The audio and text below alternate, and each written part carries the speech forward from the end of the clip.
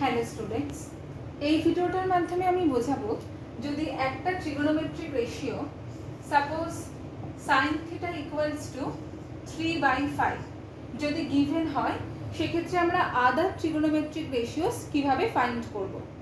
তো ফার্স্টেই বলে রাখি, এটার জন্য আমাদের যেগুলো জানা দরকার সেটা হচ্ছে sine theta equals to p/h, cos theta equals to b/h, perpendicular by hypotenuse, cos বা কোসাইন হচ্ছে বেস বাই হাইপোটেনিউস, ট্যানজেন্ট বা ট্যান থিটা হচ্ছে পারপেন্ডিকুলার বাই বেস, সাইন থিটার রেসিপ্রোকাল হচ্ছে কোসেক থিটা, কোসেক থিটা হচ্ছে 1/sin থিটা, সেক থিটা হচ্ছে 1/cos theta, আর cot theta হচ্ছে 1/tan theta.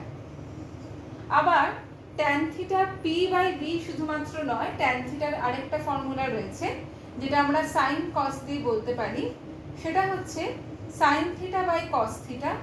আর সেম ভাবে cotটা হচ্ছে tan এর রেসিপ্রোকাল, সেইটা হয়ে যাবে cos theta by sin theta.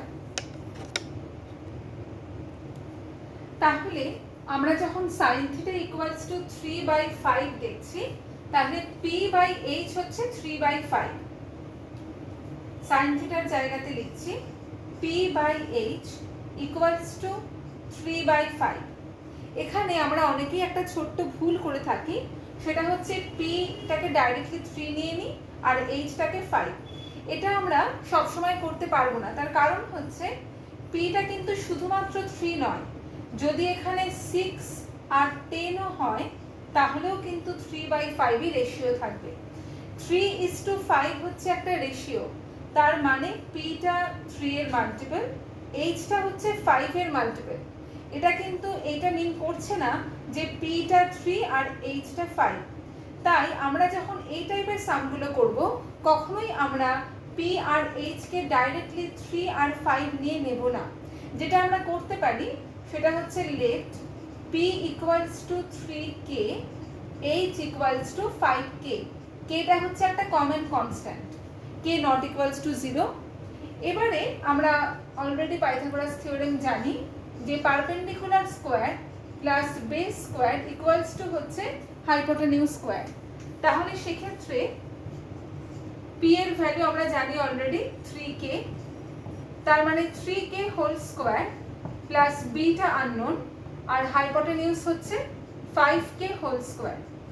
তার মানে b square equals to 25k square minus 9k square, b square equals to 16k square, তার মানে b হয়ে যাচ্ছে 4k। তাহলে এবারে আমরা b এখান থেকে জানলাম আর p আর h-টা আমরা অলরেডি জানি।